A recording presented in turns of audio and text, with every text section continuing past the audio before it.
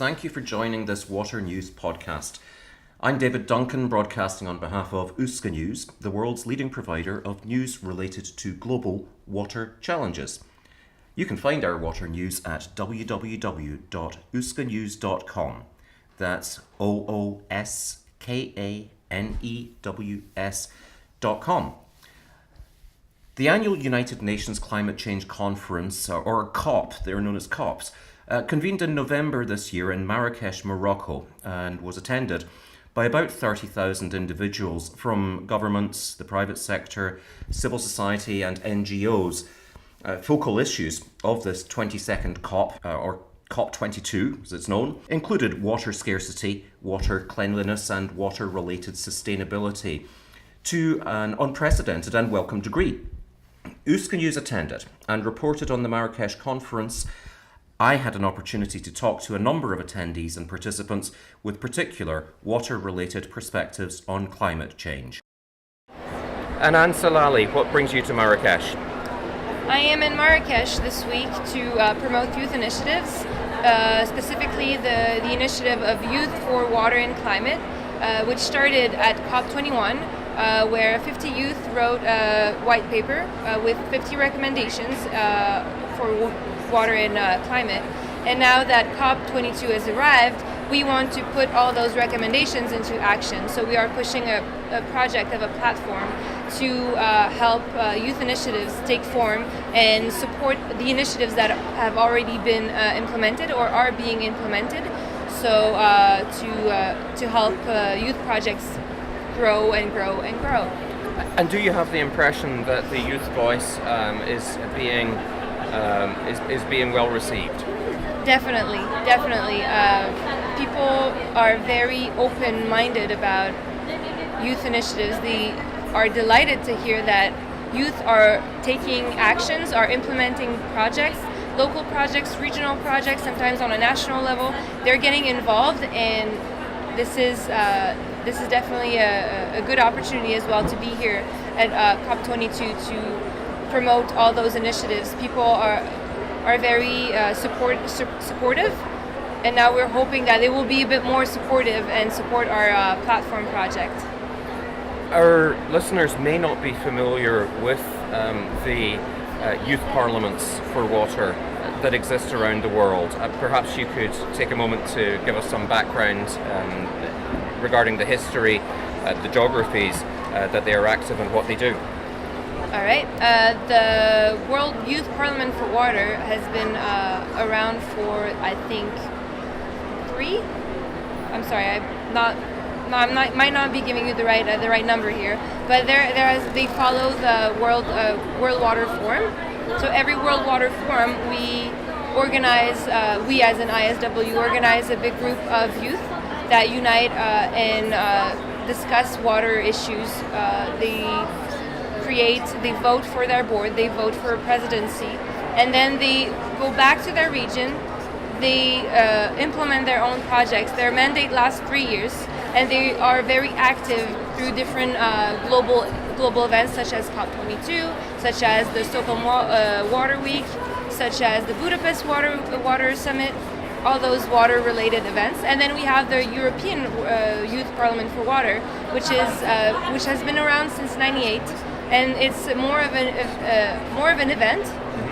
They last a year and a half, sometimes 2 years, and they are based on the same principle where youth gather in a city for a week. They discuss water issues based on a specific theme, and then they write a declaration with their commitments and their what they want to support and what their vision of water. They try to raise their voices on that specific issue.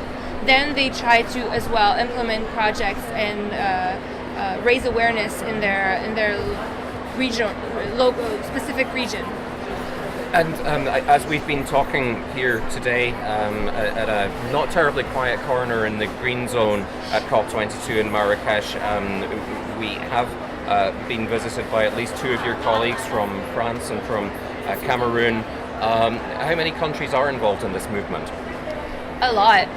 We were discussing that last World Youth Parliament we had in we had I think 17 countries, and then the one before we had we had much more countries. We had over 200 members from 75 different countries. It's hard sometimes to bring people from different areas. Some countries are more difficult to bring youth dispatch them in another country. But usually we get a lot of youth. We have a lot of members. It's very diverse, which is I think the most important part, because you hear opinions and from different realities. They are all the same group of age. They are similar on so many levels, but their realities regarding water is so different. So it's very important to have this diversity and have different point of views within the youth parliaments. I'm interested. What is the profile? Does the youth parliament movement attract students of hydrology, or is it policy idealists, or? You'd be surprised. It's very, very broad, very diverse.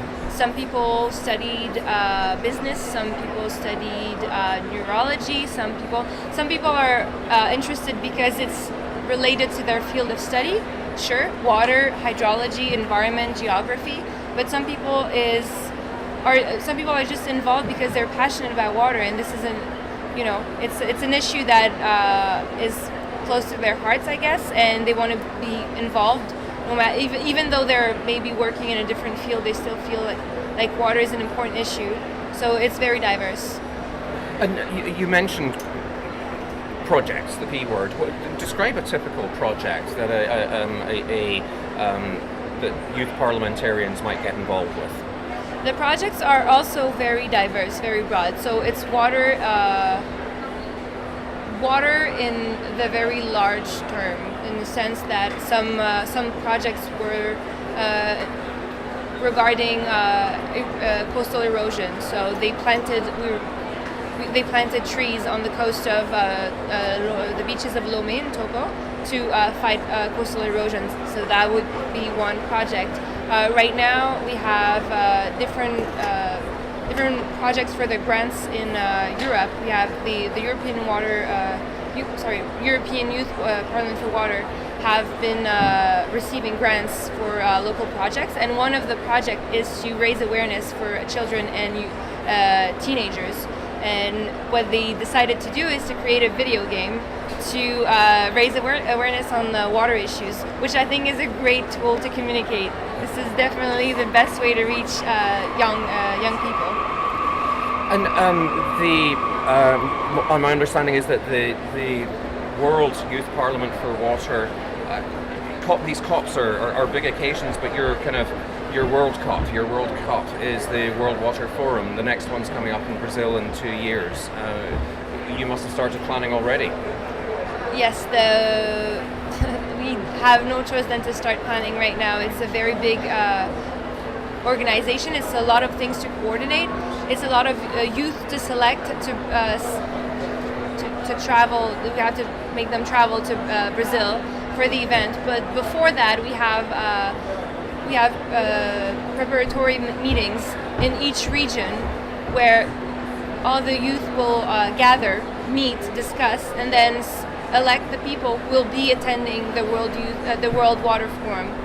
So it's a lot of organization, it's a lot of preparation. You have to start over a year in advance, otherwise it's not it makes things more complicated. It's a big event for us. You mentioned awareness raising, and it's just such a recurring theme among water communities, not just youth water communities,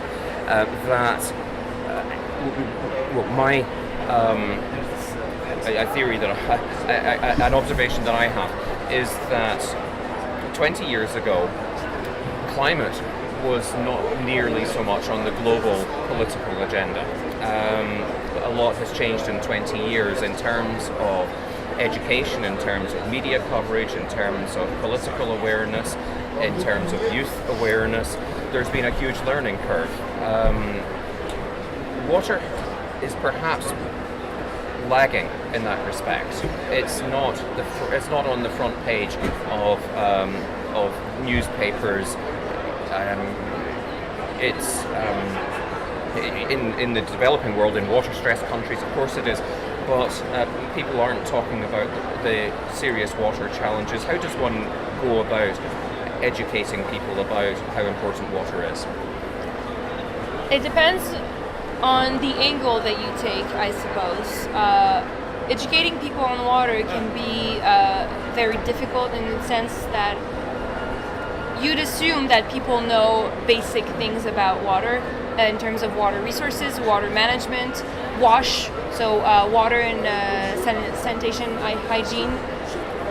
But I guess that's also because we live in the very, modern, clean world. And by clean, I mean everything has been bleached. There's no bacteria anywhere. And I think we have to leave that perspective at home and realize that the majority of the world don't live in these conditions. They live in conditions where access to water is very limited. Water resources are not well managed, and ironically, those are the people who will be feeling they will be at the front row of climate change, and water is the first victim of climate. So if you put all that together, if the resource is not well managed, if water access in general for drinking water, safe water, is not well managed and well distributed, if people don't have good, hygiene, sanitation training, they don't know that it's important to wash their hands, that it's important to clean a bathroom, to use a toilet, then obviously you'll end up with regions where they still have diseases like cholera, where they still have they have really poor access to water. They don't have we keep hearing you need to drink at least 1.5 liters per day. Those people have 10 liters per week. This is nothing. This is absolutely nothing. They drink, they cook, they wash their clothes with it. They do everything with 10 liters. So obviously educating, raising awareness and educating people, I think goes both ways. You have to educate people who are suffering. I don't really like the term suffering. It might be too colonial as a term, but who are living in those conditions, that to understand that they should also advocate for their own rights. I think it's very important. But at the same time, it's really important to make people aware of the reality and the importance of water as a whole issue, not just for wash, not just for climate change, not just for resource management. It's difficult, but I think if you put everything in perspective, sometimes people go, oh really, I didn't think about it, because I just open the tap and water comes out, but that's not the reality. So I guess you have to be clever and find the good angle depending on who you're talking to. And this is a huge event that happens every year, the United Nations Climate Change Conference. One has the impression that at COP22, water voices generally are attracting attention. Oh, yes. The only thing, they're definitely attracting attention. It's a big buzz for 2 weeks, and people are very interested. And especially since COP21 with the Paris Agreement, where obviously all of a sudden in the environment, we were talking about the environmental issues in the past years, but I think since last year it took a different turn. What is important after that is to keep working towards advocacy and raising awareness as much as possible, because unfortunately, once the big event is over, a lot of people forget about it. Other than the experts and people working in the field, Mr. and Mrs. Everyone will forget about it and just go back to their daily life, and forgetting all those little things that you have to do to take care of the environment and save water and everything. So it's a big buzz, but I think that the most important thing is not so much the buzz of the event, because it attracts people, but it's all the work that you have to do to have people keep thinking about it.